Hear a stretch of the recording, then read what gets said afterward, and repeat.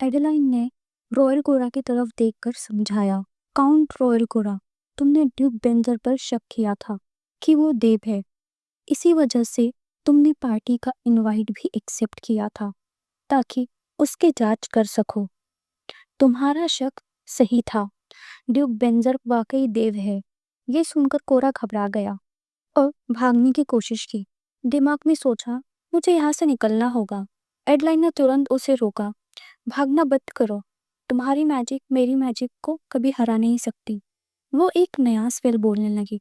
कोरा के मन में आया, ये मजाक नहीं कर रही, चाहे मैं कितनी भी कोशिश करूं, यहाँ से फोर्स से भी नहीं सकता। वो डरे हुए आवाज में बोला, मेरी एक बीवी और बच्चा है, मुझे मत मारो। एडलाइन ने ठंडे लेकिन पक्के स्वर में जवाब दिया, तुम अजूरा हो और मैं देव के साथ हूँ। मैं तुम्हें जिंदा नहीं छोड़ सकती। कोरा चीख कर बोला, मैंने कुछ नहीं किया और ना ही फ्यूचर में करूंगा।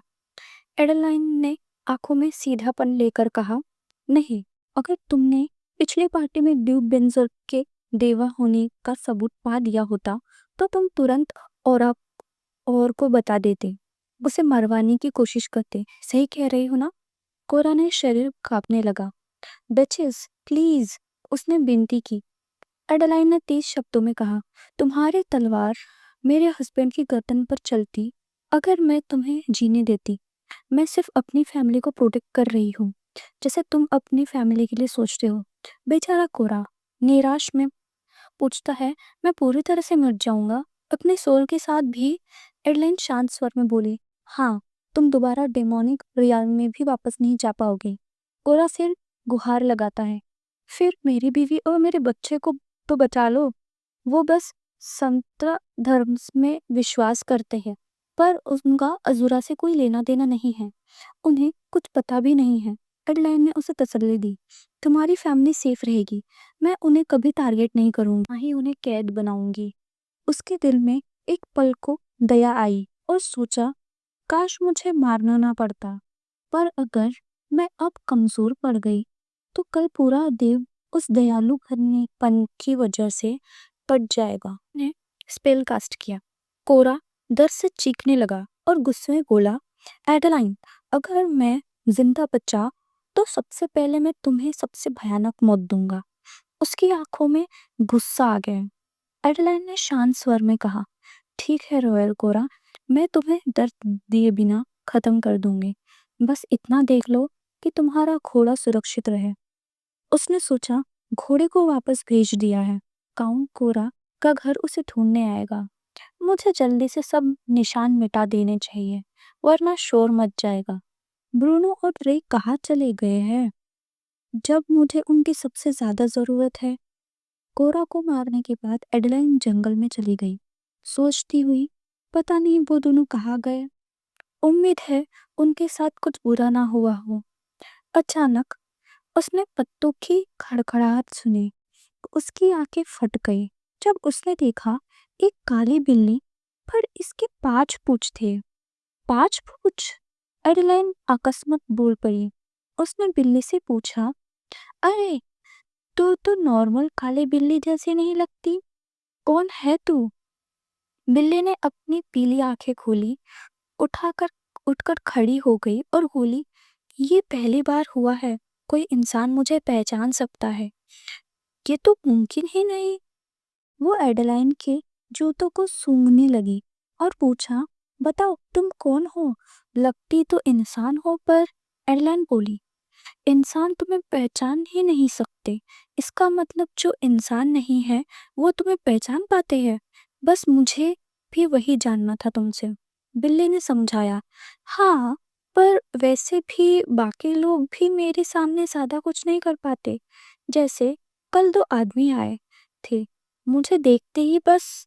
एडलाइन ने होश होश में बिल्ली को तुरंत पकड़ लिया। रुको, तुमने कहा 2 आदमी? क्या तुमने देव देखे थे?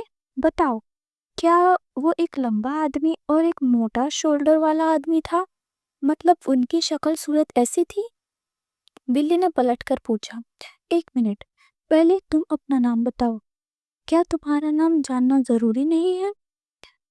एडेलाइन ने गुस्से में जवाब दिया, अभी क्या मेरा नाम की इम्पोर्टेंस है इस सिचुएशन में? बिल्ली ने जोर दिया, बताओ अपना नाम, बहुत ज़रूरी है। मुझे तुम पसंद आई हो। तुम मुझे छूकर भी बिल्कुल असर में नहीं आई। ऐसा इंसान मैंने पहली बार देखा है। तुम मुझे बहुत अच्छे लगती हो, इसलिए तुम्हें अपना नाम मुझे अभी तुरंत बताना होगा। एडेलाइन ने बिल्ली को उठा लिया और कहा, मैं अपना नाम तभी बताऊंगी जब तुम पहले अपना बताओगे। तुम्हारा नाम क्या है? बिल्ली ने जवाब दिया, मेरा नाम दीबेला है। तुम मुझे डव कह सकती हो। एडेलाइन ने सुन के हैरान रह गई। उसने तुरंत याद किया, ये तो वही नाम है जो रे ने एलिस को वापस लाने से पहले लिया था। तब तो मुझे पता ही नहीं था इसका मतलब क्या है। जब बेंजर्क ने पूछा था, तुम्हें दीबेला के बारे में पता है क्या? तब भी मैं कुछ बोल नहीं पाई थी और अब समझ आ रहा है। पर एडेलाइन अभी भी उलझन में थी। ये दीबेला तो एक बिल्ली है, एलिस को कैसे लॉक किया होगा इसने? दीबेला ने फिर दबाव डाला, बताओ ना मुझे तुम्हारा नाम। एडेलाइन बोली, मेरा नाम एडेलाइन लॉन है। तुम मुझे एडले बुला सकती हो। डीबेला खुश होकर बोली, एडले, क्या प्यारा नाम है। मैं इतनी लंबी जिंदगी जी चुकी हूँ, पर पहली बार किसी से बातचीत कर रही हूँ। ये कितना अजीब लग रहा है, बहुत अजीब सी फीलिंग है। एडेलाइन ने सीधे पूछा, तुम होली बिस्ट हो या डेमोनिक बिस्ट? दीबेला हंस के बोली, पता नहीं, वैसे छोड़ो, तुम्हें कुछ चाहिए क्या? एडेलाइन ने उसके सवाल को इग्नोर करते हुए कहा, मुझे चाहिए स्वर्गलोक का पुनर्जन्म, tree of life, demonic realm तक जाने का रास्ता और एक बहुत बड़ा हीरा। दीबेला एकदम हैरान रह गई। हीरा? वो हंसी और बोली, अब भी लगता है मैं बस एक बिल्ली ही हूँ तुम्हें। एडेलाइन ने कहा, हाँ, लगती तो तू बिल्ली ही है। तब दीबेला ने एडेलाइन को झप्पी में ले लिया और मुस्कुरा के बोली, मैं अभी प्यारी बिल्ली लगती हूँ, पर असल में बिल्ली नहीं हूँ। मुझे नहीं पता मैं होली बीस्ट हूँ या डेमोनिक बीस्ट। मुझे देखने वालों को वही नजर आता है जो उनकी सबसे बड़ी इच्छा होती है। शायद तुम अलग हो, इसलिए तुम्हें मैं बिल्ली जैसे दिख रही हूँ। जो लोग मुझे देखकर खुशी में स्पर्श करते हैं, मैं उन्हें तुरंत उस दुनिया में भेज देती हूँ जो वो सबसे ज्यादा चाहते हैं। तो तुम्हें पहला वाला सीन याद आया होगा जहाँ पे बेंजर्क यूनिकॉर्न को टच करता है, तो वो यही बिल्ली थी। ठीक है। एडेलाइन ने हैरानी से पूछा, वो दुनिया कहाँ है? दी बेला शांत आवाज में बोली, मुझे खुद नहीं पता। जो कंफर्म है वो ये है कि वो लोग मेरे अंदर चले जाते हैं, मेरे पेट के अंदर, और मुझे लगता है वो बाहर से देखने में तो खुश लग रहे हैं, पर असल में अपने दुख के साथ जुनून में मर जाते हैं। उनकी तकलीफ मेरी ताकत है। एडलाइन ने कांपते हुए बोला, मतलब तुम डिमोनिक बिस्ट हो?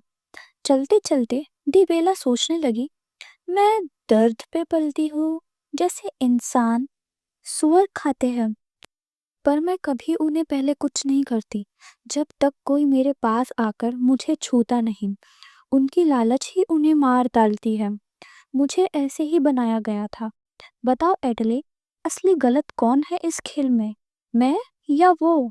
एडलाइन ने आंखों में कठोरता लाई और बोली, मेरी परवाह ये है कि तुमने जिन्हें निगल लिया है वो मेरे लिए जरूरी लोग हैं, चाहे गुड हो या एविल। मुझे तुम्हें मारना ही होगा ताकि मैं अपने लोगों को बचा सकूं। दी बेला ने थोड़ी परेशानी से कहा, मुश्किल बात है क्योंकि मैं तुम्हें पसंद करती हूँ ना, लेकिन इतना तो सच है कि मैं अपने अंदर जो लोग ले लिए हैं उन्हें बस मन करके वापस नहीं कर सकती। एडेलाइन ने सीरियस होकर पूछा, तो फिर मैं उन्हें कैसे बचाऊंगी? डिबेले डिबेला अपने पूंछों को हिलाते हुए बोली, एडले, जिन लोगों में चाह होती है वो मुझे हरा नहीं सकते।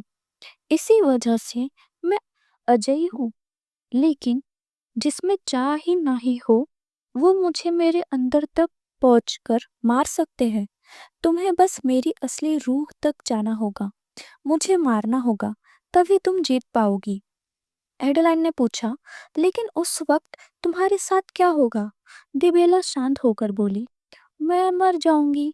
मेरे मरते ही जो लोग मेरे अंदर हैं वो सब फ्री हो जाएंगे, पर अगर वो पागल हो चुके होंगे तो उनका होश वापस लाना नामुमकिन है। इसलिए तुम्हें जल्दी करनी होगी एडले, वरना तुम्हारे अपने लोग दिमाग खोते रहेंगे हमेशा के लिए। एडलाइन ने घुटनों पे बैठकर बोला, डव, तुम कह रही हो तुम मर जाओगी? डिबेला थोड़ा मुस्कुरा के बोली, और तुम्हें मेरी फिक्र है? जब मैं तुम्हारी दुश्मन हूँ और तुम्हारे जरूरी लोगों को निगल चुकी हूँ। एडेलाइन ने अपने हाथ जोड़ लिए और कहा, डव, मुझे अफसोस है, मुझे अंदर जाने दो। मैं तुम्हें मारकर अपने लोगों को जिंदा ले आना चाहती हूँ। टी बेला ने प्यार से एडले को देखा और बोली, मुझे तुम वाकई बहुत पसंद हो एडले। मैं दुआ करूंगी कि तुम्हें जीत मिले। दूसरी तरफ वैकिन उस क्लीफ पर पहुंच गया जहां से कुछ दिन पहले रॉयल कोरा गिरा था। उसने एस्टर के कहे हिसाब से एरिया को देखा और सोचा, यही वो जगह होगी जहां रॉयल का घोड़ा गिरा था। वो याद करने लगा, एस्टर ने मुझे कहा था यहाँ आने के लिए, क्योंकि आधा महीना हो गया था और वो लोग वापस नहीं आए। मैवन ने कहा था बस एक हफ्ते में काम खत्म हो जाएगा। लगता है जरूर कुछ गलत हुआ है। फिर उसे एस्टर के शब्द घूमने लगे। काउंट रोयल गोरा की मौत की खबर मैंने सुनी है, क्लीफ से गिरने की वजह से। मतलब उन्होंने अपना मिशन पूरा कर लिया होगा। एस्टर ने फिर वैकिन की तरफ देखा कर पूछा, वैकिन, क्या तुम अकेले वहां जाकर इन्वेस्टिगेट कर सकते हो? वैकिन अपनी सोच में खोकर वहां पहुंच गया जहां उसे आना था। उसने सोचा, लगता है प्लान सफल हो गया। शायद उन्होंने रॉयल का यही वेट किया था इस टेंट में रुककर। उसने टेंट देखा और हैरान हुआ, पर टेंट अभी भी यहाँ क्यों है? यहाँ किसी हमले का निशान भी नहीं है। फिर ये लोग वापस क्यों नहीं आए? आखिर चल क्या रहा है यहाँ? उधर एडेलाइन ब्रूनो और रे को ढूंढते ढूंढते एक अजीब जगह पहुंच गई। वहां हजारों दरवाजे थे, हर तरफ सिर्फ दरवाजे ही दरवाजे। एडेलाइन ने सोचा, कितने दिन गुजर गए हैं, डजन्स या शायद 100 या शायद हजारों कमरे। रे और ब्रूनो और एलिस इन्हीं कमरों में कहीं ना कहीं होंगे। वो एक एक दरवाजा खोलते जा रही थी और अपने मन में बोला, बिल्कुल जैसे टॉम ने कहा था, एलिस ये सब इल्यूजन देखकर पागल सी हो गई थी। और सच कहूं तो ये इल्यूजन इतने रियल लगते हैं कि कोई भी पागल हो जाए। फिर भी अपने दोस्तों को ढूंढने की चिंता और प्यार उसे आगे बढ़ाता रहा। हर कमरा खोलकर वो उन्हें वापस पाने की उम्मीद रखती। दरवाजों के बीच दौड़ते हुए हेडलाइन को अपना बचपन याद आया। माँ की गोद में बैठी माँ की मीठी बातें सुन रही थी। माँ के लफ्ज घूमे, एडलाइन, मेरी बेटी, मेरा एक ही अरमान है, तुम्हें हमेशा खुश देखना। मैं हमेशा तुम्हारे साथ रहूंगी, मेरी प्यारी बेटी। एडलाइन की आंखों में आंसू निकल गए। उसके दिल में आवाज आई, माँ, मैं तुम्हारे साथ हमेशा रहना चाहती हूँ, पर तुम जानती हो कि मुझे जाना होगा, क्योंकि कोई है जिसे मैं प्यार करती हूँ। मैं बस ये मान लेती हूँ कि अगर तुम जिंदा होती तो हम ऐसे ही जिंदगी जीते। माँ, मैं तुमसे प्यार करती हूँ, शुक्रिया और अलविदा। उसने फिर खुद से कहा, ये इल्यूजन्स कितनी ही कठिन क्यों ना हो, मुझे यहाँ से निकलना ही होगा। अभी और भी लोग इस जगह हैं जिन्हें मुझे बचाना है। रे और ब्रूनो तो देव है, वो थोड़ा लंबा समय संभाल लेंगी, पर मुझे जल्द से जल्द डव को ढूंढकर मारना होगा। एक दरवाजा खोलते ही एडलाइन रुक गई। वाह, कितनी सुंदर! उसके सामने एक लड़की खड़ी थी, नीली गगन जैसे बाल और पीली सी आंखें। एडलाइन ने शांत आवाज में कहा, डरो नहीं, मैं तुम्हें नुकसान नहीं पहुंचाऊंगी। मेरा नाम एडलाइन लॉन है। तुम मुझे एडले कह सकती हो, मैं तुम्हारी मदद करने आई हूँ। लड़की ने पूछा, तुम मेरी मदद करने आई हो? एडलाइन ने हाँ में कहा। हाँ, तुम्हारा नाम क्या है? लड़की ने कहा, मेरा नाम रेली है। एडलाइन सुनते ही एकदम हैरान रह गई। रेली, रुको, क्या तुम ब्रूनो को जानती हो? रेली की आवाज भारी हो गई। ब्रूनो? क्या क्या क्या वो जिंदा है? एडेलाइन ने उसे तसल्ली दी। हाँ, वो जिंदा है। ये वो सुन के रिले जमीन पर बैठ गई, भरी हुई उलझन और सुकून के आंसुओं के साथ। एडेलाइन ने आगे कहा, और सुनो, एस्टर और वैकिन भी ठीक है और रे भी सेफ है। रिले के चेहरे पे आंसुओं के बीच एक मुस्कान चमक उठी। उसके दिल में एक सोच घूमी। आखिरकार अब मैं चैन से मर सकती हूँ और इस बोझ को छोड़ सकती हूँ। उसके सामने एक जादुई पेड़ आ गया। रिले ने एक याद को याद किया। एक आदमी उसके पास खड़ा था और कहता था, मैं चाहता हूँ वो जल्दी बड़ा हो जाए। वो अपने दिल में बोली, स्वर्ग और देव का युद्ध स्वर्ग की हार पे खत्म हुआ था। मुझे यकीन था कि वो छोटा हेरस कभी जिंदा नहीं बचेगा। यहाँ इल्यूजन ने मुझे कई सौ सालों तक दिखाया, कभी खुशी, कभी फेबियन की मौत का दर्द, बार बार। तब समझा कि सब इल्यूजन थे। इसमें जो हेरास की बात की गई है वो हमारा बेंजर्क है, ठीक है। रिले रोती हुई एडेलाइन से पूछती है, वो बच्चा हेरास, क्या वो वाकई जिंदा है? क्या वो एक दूध बन गया? एडेलाइन ने सिर हिलाकर कहा, हाँ, वो जिंदा है। एडेलाइन ने अंदर ही अंदर सोचने लगी। उसने सोचा, सब मर गए। शायद उसे अंदाजा भी नहीं कि कितना समय बीत गया। शायद इस जगह में अटकी रह गई थी और भाग ही नहीं पाई। शायद मेरे पहले वाले जन्म से ही। इतने में अचानक दरवाजा जोर से बंद हो गया। एडलाइन घबरा गई। रिले ने तुरंत कहा, ये एलिस की आवाज है। मुझे याद है, जब मैं अपने कमरे से बाहर आई थी तो मैंने उसे कॉरिडोर में देखा था। इल्यूजन के चलते रिले और एडिलिन अलग हो गए थे। दोनों दौड़कर एलिस के कमरे में पहुंच गए। रिले ने तुरंत कहा, एडिलाइन, एलिस से बात करो। अगर उसे समझ आ गया कि ये इल्यूजन है तो वो बाहर आ सकती है। उसने एलिस का हाथ एडेलाइन के हाथ में दे दिया और कहा, तुम बस उससे बात करते रहो, शायद उसे किसी वक्त तुम पहुंच जाओ। एडेलाइन ने एलिस का हाथ धीरे से थामा और नरम आवाज में कहा, एलिस, तुम्हें एविक याद है? वही आदमी जिसे तुम प्यार करती हो, तुम्हारा नाइट जो तुम्हारी हमेशा रक्षा करता है। एविड, एलिस, वो तुम्हें बहुत मिस करता है। तुम तो उसके लिए सब कुछ हो ना। लेकिन एलिस चुप रही, बिल्कुल रिएक्शन नहीं दिया। इधर एक इल्यूजन में छोटा सा हेरस बेंजर्क एक जादुई पेड़ के सामने खड़ा था, एक आदमी के साथ जो राजसी कपड़ों में था। आदमी ने एक फ्रूट की तरफ इशारा करते हुए कहा, वो जल्दी ही पैदा होगा। तुम और मैं भी ऐसे ही फ्रूट से पैदा हुए थे। शायद तुम पहली बार ऐसा फ्रूट देख रहे हो। बेंजर्ट ने मासूमी से जवाब दिया, हाँ, आखिरकार मैं सबसे छोटा रहने का टैग छोड़ पाऊंगा। आदमी हंसते हुए बोला, तुम अब छोटे कहने लायक नहीं बचे। तुम्हारी उम्र 65 साल हो गई है ना? हैरस ने तुरंत बोला, नहीं, मैं 67 का हूँ कैप्टन। कैप्टन ने उसके सिर पर हाथ रखा और प्यार से बोला, अच्छा, तो अब समय आ गया है कि तुम एक जर्नी पर जाओ। बेंजर की आंखें चमक गई। हाँ, अगले हफ्ते एक यात्रा का प्लान बना ही रहा था। मैं मैजिक टावर जाकर सबसे बड़ा आर्कमिज बनना चाहता हूँ। फिर वो रुककर बोला, वैसे मैं हमेशा इतना बोलता रहता था क्या? कैप्टन मुस्कुराए, कोई बात नहीं।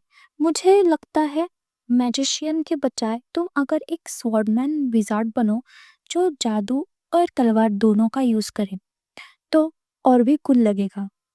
बेंजर में हैरानी से कहा, वाह, ये तो बहुत अच्छा आइडिया है। एक ही वक्त में तलवार भी और मैजिक भी, कमाल लगेगा ना। फिर इल्यूजन बदल गया। बेंजर ने ब्रूनो को किचन में देखा और आवाज लगाई, ब्रूनो। ब्रूनो पलटकर बोला, ओह, रे। बेंजर उसके पास भागा और पूछा, क्या बना रहे हो? ब्रूनो बोला, थोड़ा फ्राइड फिश बना रहा हूँ। तुम बैठे रहना, मैं अभी देता हूँ। बेंजर खुश होकर बोला, हाँ, और मन में सोचा, अभी तो लंच कर चुका, पर ब्रूनो का खाना इतना टेस्टी होता है कि फिर भी खा लूंगा। शायद वो भी बैठकर मेरे साथ खाए। ब्रूनो ने प्लेट लगाते हुए कहा, जल्दी खाओ, गरम गरम ज़्यादा टेस्टी लगता है। ये स्टर फ्राई में क्रंच सबसे ज़रूरी होता है। खाते वक्त बेंजर बोला, बाय द वे, कैप्टन ने मुझे कहा है कि मैं तुम्हारे साथ जर्नी करूं। वैसे वैकन भी अभी ट्रैवल पर है। ब्रूनो हैरान होकर बोला, क्या मैं जर्नी पे? रे, दिल से तो मैं चाहता हूँ तेरे साथ चलना, लेकिन अभी तैयार नहीं हूँ। हैरिस ने पूछा, क्या बात है? क्या तुम अभी तक वो इंसान वाली लड़की को भूल नहीं पाए? 40 साल हो गए। ब्रूनो का चेहरा उदास हो गया। सिर्फ 40 साल ही तो हुए हैं और मेरी बेटी अभी भी जिंदा है। अब मुझे लगता है वो मुझसे भी बड़ी लगती है। हैरिस ने उसका पास्ट याद किया। जब मैं छोटा था तभी ब्रूनो मिडल रियान में गया था। वहाँ उसने एक इंसान औरत से शादी की थी, एक बेटी हुई, और अब तक उस बेटी के लिए दुखी रहता है। रोनो ने हल्का सा थक कर कहा, मैं उसे देखना चाहता हूँ, लेकिन डर है। अगर मैं दूर से देखूंगा तो दिल रुकेगा ही नहीं और भागकर उसे गले लगा लूंगा, चाहे वो 60 की ही क्यों ना हो चुकी हो। मेरे लिए तो वो मेरी प्यारी बेटी है ना। हैरस दिल में सोचा, ब्रूनो जब भी अपनी बेटी के बारे में बताता है तो हमेशा स्माइल करता है, पर उस स्माइल में आंसुओं का दर्द भी होता है। मैं कभी समझ नहीं पाऊंगा कि ऐसा क्यों होता है। उसने मन में तय किया, मैं अपना पहचान बनाने के पेपर्स तैयार करते ही मिडिल रियम जाऊंगा और मैजिक टावर में आर्ट मेज बनूंगा। मुझे अपना वक्त प्यार व्यार में बर्बाद नहीं करना। इल्यूजन के अंदर एडेलाइन पहले रिले को बचाने में सफल रही। फिर वो एलिस के पास गई और उसे कनेक्ट करने की कोशिश की। एलिस अभी तक चुप थी। वो एडेलाइन की गोद में लेट गई। रेली एक साइड में बैठी और पूछा, क्या तुम्हें पता है डिबेला असल में क्या चीज़ है? एडेलाइन बोली, मुझे खुद नहीं पता। शायद डॉग के पास भी अपना जवाब नहीं है। रिलेयर ने सोचा, कितना अजीब क्रिएचर है, कोई आम बिस्ट तो नहीं लगता। एडेलाइन ने हाँ में कहा, बिल्कुल, मैंने अब तक तो बहुत कम डिवाइन और डेमोनिक जानवर देखे हैं, पर इतना तो कह सकती हूँ कि डॉग उन सबसे अलग है, जैसे एक अलग लेवल पे एग्जिस्ट करता है। तभी एलिस के होठों से एक हल्की सी आवाज निकली, एविड। उसने पलकें खोली। एडलाइन तुरंत झककर बोली, एलिस, क्या तुम ठीक हो ना? कैसा लग रहा है तुम्हें? एलिस उठी, अकेली और घबराई हुई आंखों से पूछा, तुम कौन हो? एडेलाइन शांत आवाज में बोली, मेरा नाम एडेलाइन लॉन है, मैं तुम्हें बचाने आई हूँ, एविड के रिक्वेस्ट पर। जैसे ही एलिस ने एविड का नाम सुना, वो एकदम से हिल गई। उसकी आंखों में आंसू भर आए और वो हैरानी से बोली, एविड, क्या क्या वो जिंदा है? एडेलाइन ने उसे तसल्ली दी, हाँ एलिस, वो अभी मेरे हस्बैंड के अंदर एक नाइट के रूप में काम कर रहा है। लीजन ऑफ एगल्स का वाइस कमांडर है, महानाइट नल के अंदर। और तुम्हें जानकर खुशी होगी, वो अभी भी तुमसे उतना ही प्यार करता है जितना पहले करता था। तुमसे दोबारा मिलने ही उसकी सबसे बड़ी ख्वाहिश है। एलिस, ये कोई इल्यूजन नहीं है, ये हकीकत है। ट्रिलर ने भी जोड़ दिया, एलिस, अगर तुम एडेलाइन के साथ रही तो तुम फिर कभी इल्यूजन नहीं देखोगी। सभी लोगों में जो कभी रेजिस्ट करने की कोशिश करते हैं, तुम अकेली हो जो इस पे कामयाब रही। तुम उतनी मजबूत हो जितना तुमने कभी सोचा भी नहीं था। एलिस और भी ज्यादा रो पड़ी। उसके आंसू गाल पे बहते जा रहे थे। उसने आवाज रुक रुक कर कहा, ये सब तुम्हारी वजह से है, रिले, और तुम्हारी वजह से भी एडेलाइन। थरथराहट होठों से उसने हल्की सी फुफकार निकाली, ओह एविड, मेरा एविड। इसी वक्त एडेलाइन ने देखा कि एलिस के पीछे कोई खड़ा था। वो चौंक गई और कहा, ये तुम्हारे पीछे कौन है? एक बच्चा था, पीली आंखें, होठ पर एक अजीब सी मुस्कान। एडेलाइन ने पूछा, तुम कौन हो? बच्चे ने हंसी के साथ कहा, लगता है तुमने मुझे आखिरकार ढूंढ ही लिया एडेलाइन। एडेलाइन एक पल के लिए ठहर गई, ये क्या तुम असली रूप हो, डग? रिले एकदम से चीखी, ये वही डिवेला है, इसी ने हमें इतने दिनों से फंसा रखा है। उसने तुरंत अपना स्ट्रॉन्ग मैजिक अनलिश किया, पर डव पर कोई असर ही नहीं हुआ। सॉरी मुस्कान के साथ बोला डव, सॉरी रिले, तुम मुझे मार नहीं सकती, सिर्फ एडलाइन कर सकती है, क्योंकि मुझे उसने ही ढूंढा है। एडलाइन ने समझ लिया, तुमने खुद अपना रूप मुझे दिखाया, क्यों, क्या चाहते हो तुम? डव शांत अंदाज में आगे आया और बोला, क्योंकि तुमने अपने दिल का अरमान पूरा कर लिया। तुम एलिस को ढूंढना चाहती थी और तुम्हें वो मिल गई। फिर उसने अपना हाथ घुमाया और हंस के बोला, जो लोग मुझे छूते हैं वो हमेशा वैसी चीजें चाहते हैं जो मैं कभी उन्हें उनके लिए बना ही नहीं सकता। मैं कभी एविड की परफेक्ट कॉपी नहीं बना सकता, ना ही मरे हुए को वापस ला सकता हूँ। हाँ, जो सिर्फ ज्वेलरी या सोना चाहते हैं उन्हें मैं वो सब कुछ दे सकता हूँ, लेकिन उन्हें कितना भी दे दो उनकी ग्रीड कभी खत्म नहीं होती। इसी लालच की वजह से वो इल्यूजन में फंस जाते हैं। फिर उसने आंख मारी और बोला, लेकिन तुम एडलाइन, तुमने हक कमाया है, मुझे बस एक वार में मार दो, गर्दन काट दो, सब खत्म हो जाएगा। जैसे ही मैं मरूंगा सब आज़ाद हो जाएंगे। तुम खुद को दोबारा वापस उस जंगल में पाओगी जहां तुमने मुझे पहली बार देखा था। एडलाइन ने थोड़ा तंज किया, वाह, कितना कन्वीनियंट है ना तुम्हारा सॉल्यूशन। डव हंसता हुआ बोला, हाँ, मैं वाकई कन्वीनियंटली बनाया बनाया हूँ। मैं वही डोरमेंट कॉन्शियस हूँ जो तुम्हें जंगल में बिल्ली के रूप में मिली थी। उस रूप को तुम पसंद थी, इसलिए मुझे भी तुम पसंद हो गई। चलो, अब मुझे मार दो, मैं प्रॉमिस करता हूँ फाइट बैक नहीं करूंगा। एडलाइन अंदर ही अंदर टूटने लगी। उसने सोचा, ये तो एक बच्चा है, एक छोटा सा बच्चा जिसे ना अच्छे का पता है और ना बुरे का। पर गुस्से में उसने अपनी मैजिक तलवार उठाई और गर्ज से कहा, मैंने कहा था ना तुम्हें मारूंगी, और मैं अपना वादा निभाऊंगी डव। डव ने शांत सूरत से कहा, जाओ करो, मैं तुमसे कभी नफरत नहीं करूंगा। एडलाइन ने अपनी तलवार चलाई और उसे जमीन पर फेंक दिया। फिर एडलाइन तुरंत डव की तरफ दौड़ी और उसे कस के गले लगा लिया। डव हैरान रह गया। एडलाइन, उसने रोती आवाज में कहा, मैं नहीं कर सकती, तुम्हें कैसे मार दूं? जो कुछ भी हुआ वो सब लोगों की अपनी ग्रीड की वजह से हुआ। तुमने तो कभी चाहा ही नहीं कि ऐसा सब कुछ हो। मैं तुम्हें मार नहीं सकती। डव की आंखों में भी आंसू आ गए। उसने कहा, मुझसे तो सिर्फ एक मास्टर सर्व करना चाहिए, पर लगता है मुझे एक नया मास्टर मिल गया। उसने एडेलाइन को फिर से गले लगाया और पल भर में डव का इल्यूजन वर्ल्ड से गायब हो गया। यह बेंजर्क अपने आप को एक घर में पाता है। मैं कहाँ हूँ, एक मिनट, मैं हूँ कहाँ? तभी अचानक दरवाजा जोर से बजने लगा। एक आवाज आई, फेलिक्स, उठ गए क्या? अभी तक सो रहे हो क्या? ये फेलिक्स ही बेंजर्क है, ठीक है, हम इसे फेलिक्स ही बोलेंगे अभी फिलहाल। राफेल अंदर घुसा और जोर से चिल्लाया, फेलिक्स, अभी उठ जाओ, सूरज कब का निकल गया था। फेलिक्स बिस्तर पर बैठा और सोचा, हाँ फेलिक्स, उठ रहा हूँ।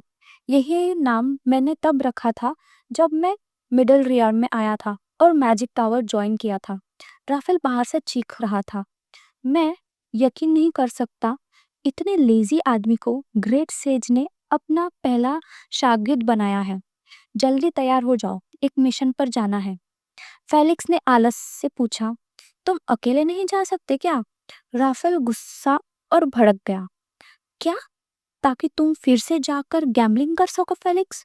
फेलिक्स शर्ट पहनते हुए बोला, अरे नहीं, मैं बस थोड़ा मार्केट घूम लूंगा, शायद कुछ देख लूं। राफेल ने गुस्से में चिल्लाकर कहा, झूठ, जाओ, जो करना है करो, लेकिन देर से वापस मत आना। फेलिक्स ने मुस्कुराकर बोला, जी माँ जी। राफेल का चेहरा लाल हो गया, किससे माँ कह रहे हो तुम? फेलिक्स हंसी रोक ना सका और सोचा, क्या मैं हमेशा ऐसे हंसता रहता था? पर यह बुरा भी नहीं लगता। वो तैयार होकर मार्केट गया। वहां भीड़ लगी थी, लोग चिल्ला रहे थे, एडलाइन, तुम चीटिंग कर रही हो, मुझे पता है तुम गलत खेल रही हो। एडलाइन ने टेबल पर जोर से हाथ मारा और गुस्से में बोली, अपनी हार का दोष मुझे मत दो, पूरी ईमानदारी से खेला मैंने। मुझे मुझसे ज़्यादा ईमानदार तुम्हें और कोई मिलेगा ही नहीं। लोगों के बीच से एक आदमी हंसा। हाँ हाँ, एक और राउंड खेलोगे क्या? एडलाइन उठकर खड़ी हुई। नहीं, आज के लिए उतना पैसा जीत लिया जितना चाहिए था।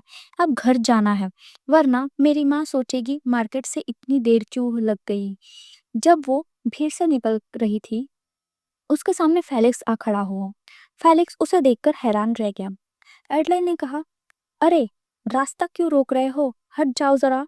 फेलिक्स साइड में हुआ और एडलाइन बाहर निकल गई। वो चलती चलती गई, पर उसे लगा कोई उसका पीछा कर रहा है। उसने मुड़कर देखा और कहा, क्या तुम मेरा पीछा कर रहे हो? फेलिक्स वही खड़ा रहा। एडलाइन आगे बढ़कर बोली, मुझे लगता है मैंने तुम्हें पहले यहाँ कहीं नहीं देखा। तुम वही विजार्ड हो ना जो कल आया था? वैसे सोच सच कहो तो मैंने पहले कभी विजार्ड देखा ही नहीं, और अब नोट कर रही हूँ तुम काफी लंबे हो और हैंडसम भी। तुम्हारा नाम क्या है? फेलिक्स के मुंह से निकला, रे। और तुरंत ही उसने सोचा, क्रैप, ये तो गलती कर दी, मुझे फेलिक्स कहना था। एडलाइन झुककर मुस्कुराई, रे, मैं एडलाइन हूँ, तुम मुझे एडले बुला सकते हो। बंजर अंदर ही अंदर सोचने लगा, पता नहीं क्यों, पर मैं इसे झूठ नहीं बोलना चाहता। एडलाइन ने दोबारा पूछा, अब जब प्रॉपरली इंट्रोड्यूस हो गया है तो बता, मेरा पीछा क्यों कर रहे हो? फेलिक्स हल्का सा अटका। मैं मतलब, एडेलाइन ने टीज करते हुए कहा, मतलब क्या? बस मेरी मोहब्बत में गिर तो नहीं गए? इतनी बात सुनकर फेलिक्स के दिमाग में ब्रूनो की याद आई। मुझे पता है प्यार क्या होता है। ब्रूनो को देखा है मैंने। वो एक इंसान औरत के लिए सालों तक रोता रहा। मैं खुद से प्रॉमिस कर चुका था कि मैं कभी प्यार जैसे दर्द वाले चक्कर में नहीं पड़ूंगा। पर अब समझ आया, प्यार को कंट्रोल करना नामुमकिन है। फेलिक्स मुस्कुरा के बोला, हाँ, मैं तुमसे प्यार करता हूँ एडले। तुम्हारी तरफ से अपनी नजर हटा ही नहीं पा रहा। I love you. एडलाइन थोड़ी हंसी और बोली, वाह, कितनी बड़ी बात बोल दी तुमने। अभी तो ऐसा कह नहीं सकते कि मैं भी करती हूँ, पर शायद थोड़ा इंटरेस्ट है मेरा तुम में। चलो, शुरुआत दोस्ती से करते हैं। दोनों मिलने जुलने लगे। वक्त बीता और एक दिन एडलाइन ने कहा, ग्रे, मुझे लगता है मैं तुम्हारे बच्चे की माँ बनने वाली हूँ। इधर बंसल अपने इल्यूजन में था। अपनी बेटी जूली को स्विंग पर झुला रहा था। जूली चीख रही थी, जोर से झुलाओ पापा, ऊपर और ऊपर। बंसक हंसा और बोला, नहीं जूली, तुम्हारी माँ को पसंद नहीं आएगा। फिर एक पल को रुका। जूली? कौन जूली? वो घबरा गया। जूली, कहाँ हो तुम? उसका इल्यूजन तोड़ते ही एडेलाइन उसके पास खड़ी उस पर गुस्से से चिल्लाई, तो तुम्हारे इल्यूजन में हमेशा कोई और लड़की होती है ना, मुझे छोड़कर? तभी जंगल के पत्तों में खड़खड़ाहट हुई और वैकेंट सामने आ गया। उसने एक्सक्लेम किया, आह, तो तुम सब यहाँ हो? एडलाइन। उसने रिले को देखा, फिर हैरान होकर बोला, रिले, क्या ये वाकई तू हो? मैं सच सोच रहा था मुझे अपने दिमाग के इल्यूजन दिख रहे हैं। फिर उसने एडेलाइन की तरफ मुंह करके डिमांड किया, एडेलाइन, मुझे बताओ ये सब हो क्या रहा है? एडेलाइन उस बिल्ली को ढूंढने लगी और वो बिल्ली आई सामने। अरे, तुम वापस आ गई? कैसे निकली वहां से? वैकन की आंखें फट गई। ये बिल्ली बोल रही है? एडेलाइन ने उस बिल्ली डी बेला के पास बैठ गई और बोली, मुझे खुद नहीं पता, बस तुमने कहा था कि तुम्हें एक नया मास्टर मिल गया है, और उसके बाद मैं यही आ गई। डी बेला सोचती हुई बोली, मैंने ऐसा कहा था क्या? इधर बेंजर अपने हेलुसिनेशन से बाहर आया। ये सब सिर्फ इल्यूजन था। मैं तो अपने बेटी के बारे में सोच रहा था। एडेलाइन ने बिल्ली की पीठ पर हाथ फेरते हुए मुस्कुराकर कहा, तुम्हें फिर से देखकर अच्छा लगा। बेंजर ने अपने हाथ देखे, फिर हल्की सी उलझन में कहा, एडले। एडेलाइन ने थोड़ा थक कर जवाब दिया, कम से कम तुम मेरा नाम तो सही याद कर रहे हो। पर एक बात बताओ, जूली कौन थी? हमारी हीरोइन को जेलेसी हो रही है फाइनली। बेंजर के चेहरे पर सच्चाई आई। उसके दिल में सब रियलिटी एकदम बाहर भर गई। ये सब झूठ था। जो खुशी वाली जिंदगी मैंने डिवाइन रियल में देखी थी, सब इल्यूजन्स फेबियन की मौत, हजारों के मरने की सच्चाई सब असली है, लेकिन मिडल रियान की मेरी शादी, एडलाइन के साथ बिताए गए समय, एक बेटी का जन्म सब झूठ था। जूली, मेरी छोटी सी जूली, जो अपनी मुस्कान से अंधेरा मिटा देती थी, असल में कभी थी ही नहीं, उसका वजूद ही नहीं था। वो रो पड़ा, आंसू गिरते जा रहे थे। हिचकियों के बीच बोला, मैं मैं फिर कभी अपनी जूली को नहीं देख पाऊंगा, शायद। ये है हार्ट ब्रेक। एडेलाइन तुरंत परेशान होकर उसके पास गई। रे, क्या हुआ तुम्हें? तुम्हें हो क्या रहा है? बेंजर आंसू पोंछता हुआ बोला, एडले, मैं चाहता हूँ कि हमारा एक बच्चा हो। एडेलाइन स्टन हो गई। क्या? उसने एडेलाइन को छोड़ ही दिया, उसके होठों पे हल्का सा किस किया और कहा, मैं एक बच्ची चाहता हूँ एडले, एक प्यारी प्यारी सी लड़की, जिसका नाम मैं जूलियाना रखूं, जूली छोटे नाम से। एडेलाइन की आंखें नम हो गई। उसने सोचा, डव ने कहा था इल्यूजन्स हमेशा वही चीज दिखाते हैं जो तुम सबसे ज्यादा चाहते हो। तो रे ने अपने दिल में सबसे ज्यादा चाहत यही था, हमारी शादी, हमारा बच्चा, एक दुनिया जहां हम दोनों एक परिवार है। क्या यही रे का सबसे बड़ा अरमान है? एडलाइन ने उसे जोर से गले लगाया और रोती हुई बोली, ओके रे, मुझे भी यही चाहिए। अपने मन में उसने सोचा, मुझे लगता है आज मैं रे से पहले से भी ज्यादा प्यार करने लगी हूँ। और धीरे से कहा, मैं भी चाहती हूँ हमारा एक बच्चा हो। रिले दूर से देख रही थी और थोड़ा हैरान होके बोली, क्या रे हमेशा ऐसा ही था? मुझे तो याद है वो थोड़ा अलग सा था। ब्रूनो जोर से हंसा। हाँ हाँ, हमारा कैप्टन पहले से ही रोमांटिक दिल का था, बस आजकल अपने इमोशन ज्यादा दिखाता है। वैकिन ने सिर हिलाकर बोला, बिल्कुल वो कैप्टन नहीं लग रहा जिसे मैं जानता था। रिले मुस्कुराई, पर जो भी हो, मैं खुश हूँ कि बेंजर अपनी अच्छी लाइफ जी रहा है। तुम सोच भी नहीं सकते कितना मुश्किल रहा होगा उसके लिए अकेले सरवाइव करना। अब भी अगर वो मुस्कुराता है तो मैं बस खुश हूँ उसके लिए। वैकिन मन में सोचा, शायद कैप्टन के इल्यूजन एक हैप्पी चाइल्डहुड के बारे में था, एक ऐसी दुनिया जहाँ उसे प्यार और देखभाल मिले, जो एस्टर और मैं चाहे जितनी भी कोशिश करते उसे कभी नहीं दे पाए। और फिर वो मुस्कुराया। हाँ, मैं भी खुश हूँ। जब सब मेंशन वापस आए तो एस्टर का गुस्सा फूटा। तुमने हमारे साथ ऐसा कैसे कर दिया कैप्टन? मेविन के आंसू बह रहे थे। रोता हुआ बोला, हम सब ने सोचा तुम मर गए, हम मर गए चिंता में।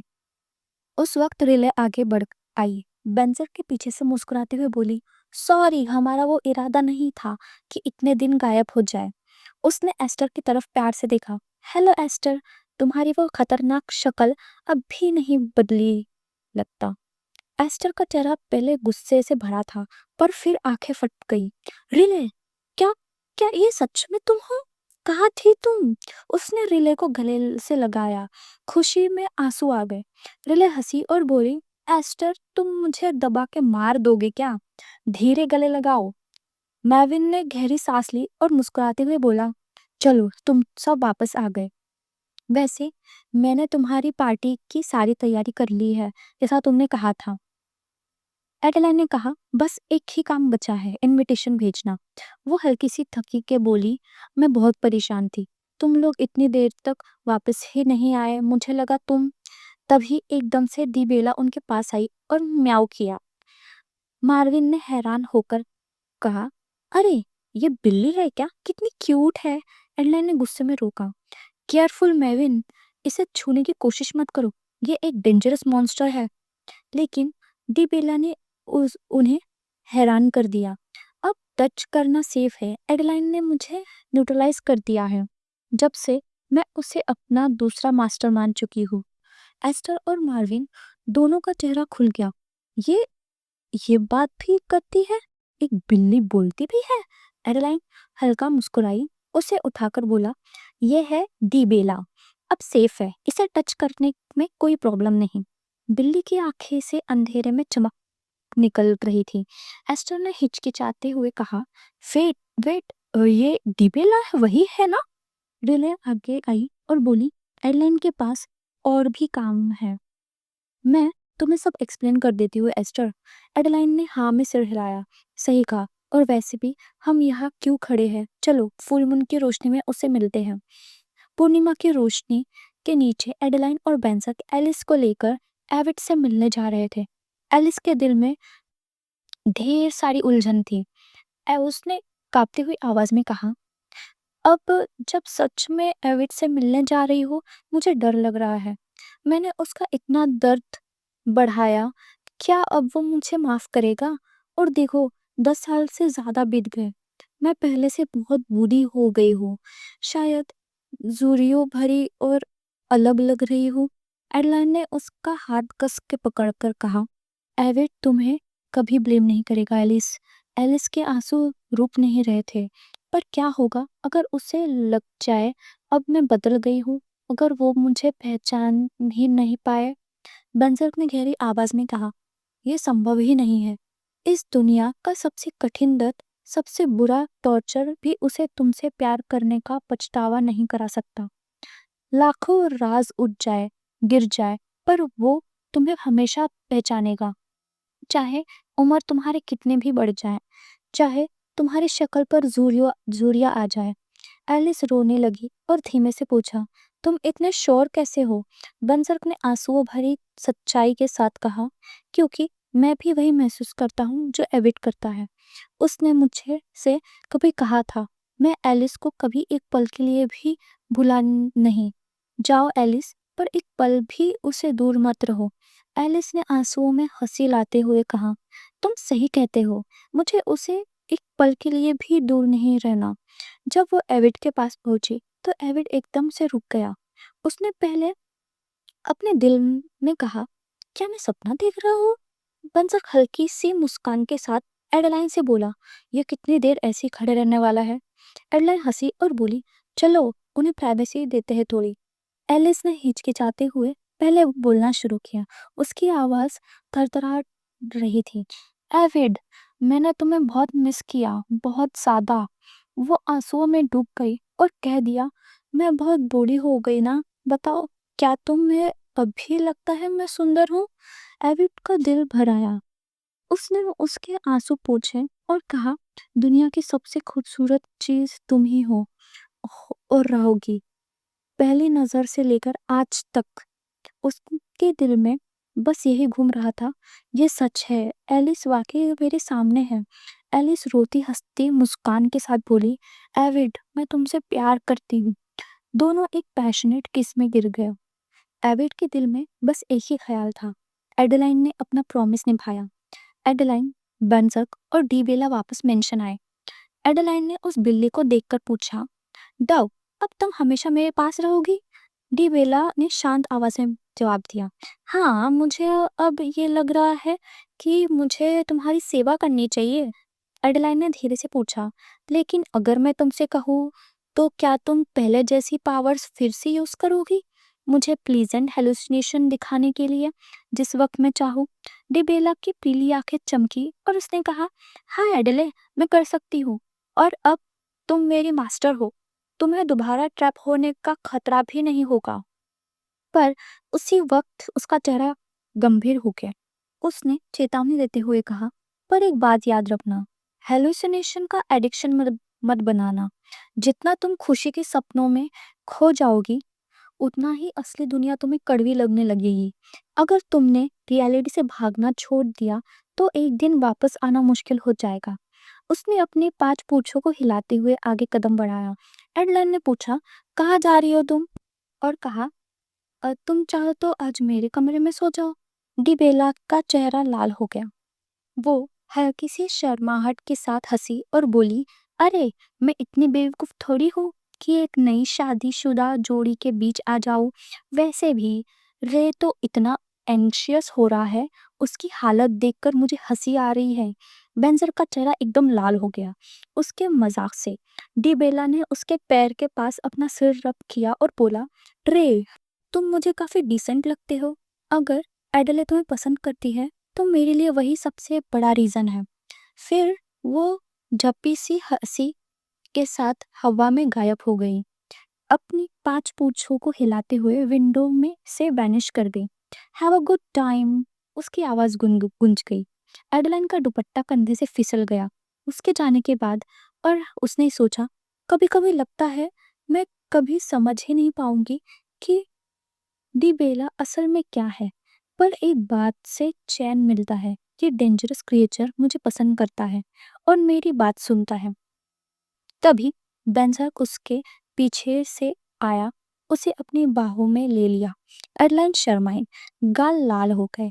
उसने धीरे से पूछा, ग्रे, तुमने अपने हेलुसिनेशन में देखा क्या था? डेंजर ने प्यार से उसकी तरफ देखते हुए कहा, कुछ बहुत खूबसूरत चीज। एक ऐसी जिंदगी जिसमें मैं तुमसे दिल भर के प्यार किया। तुमसे प्यार मुझे तभी से था जब मुझे खुद ये समझ भी नहीं आता था कि प्यार होता क्या है। बहुत लंबे समय तक चुप रहा क्योंकि शायद तुम डिमोन नाइ किंग निकलती और मैं तुमसे ये कह ही नहीं पाता। उसने उसकी आंखों में गहराई से देखते हुए कहा, पर अब समझ गया हो दुनिया में मुझे सबसे ज्यादा क्या चाहिए। एडले, मुझे तुम चाहिए, सिर्फ तुम। एडलैंड की आंखों में आंसू आ गए। उसने उसे जोर से गले लगाते हुए कहा, मैं भी तुम्हें चाहती हूँ रे। मैं भी तुम हमारा एक असली परिवार चाहती हूँ। दोनों के होठ एक जेंटल किस में मिल गए। एडलाइन के दिल में आवाज घूमी, अब मुझे फर्क नहीं पड़ता अगर मैं दोबारा इस प्यार कर बैठी या अगर रास्ते से भटक गई हूँ। जो भी है, बस यही सही लग रहा है। बेंजक उस और करीब आया। शर्ट उतारते ही उसके सीने का नूर चमक उठा और एडलाइन का चेहरा और ज्यादा लाल हो गया। एडलाइन झिझकती हुई पूछी, रे, बताओ ना, तुम हेलुसिनेशन में देखा क्या था? बेंजक ने उसकी आंखों में झांकते हुए धीरे से पुस्करा, ये, और फिर थक कर उसकी बाहों में ही सो गया। तुम्हें पता तो होगा ही क्या ही हो गया है, क्या हुआ है इस सीन में। चलो आगे बढ़ते हैं। नींद में एडेलाइन ने बेचैनी से कहा, रे, मत जाओ, ये बहुत खतरनाक है। अगर तुम्हें जाना ही है तो वैकन का हाथ कभी मत छोड़ना।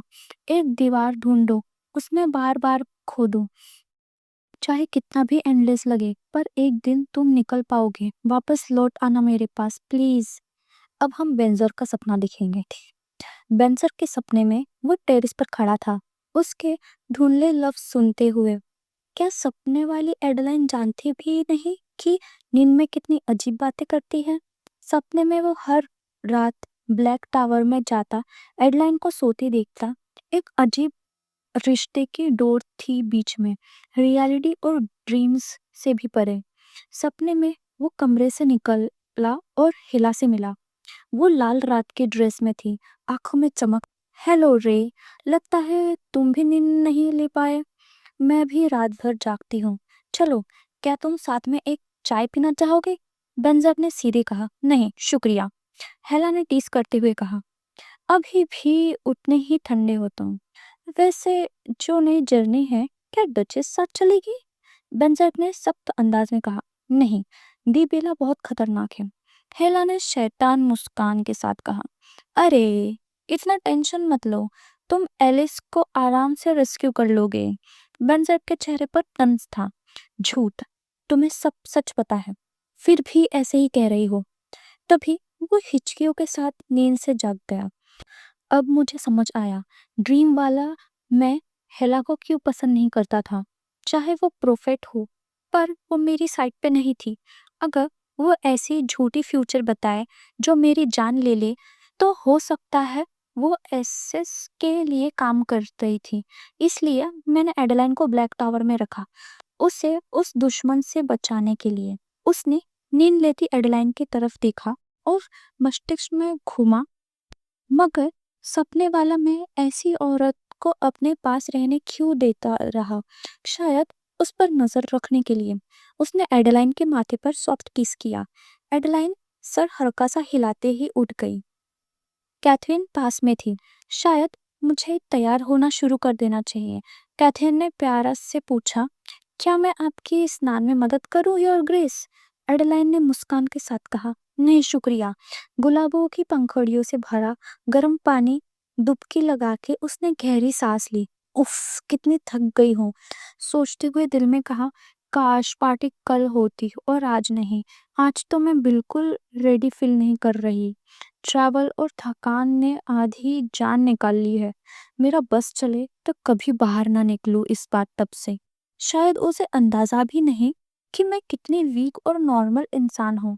ना उस जैसे स्टैमिना है मेरा। ये रात बहुत एग्जॉस्टिंग होगी। बस दुआ है कि शायद थोड़ी जल्दी पार्टी से निकल जाऊं।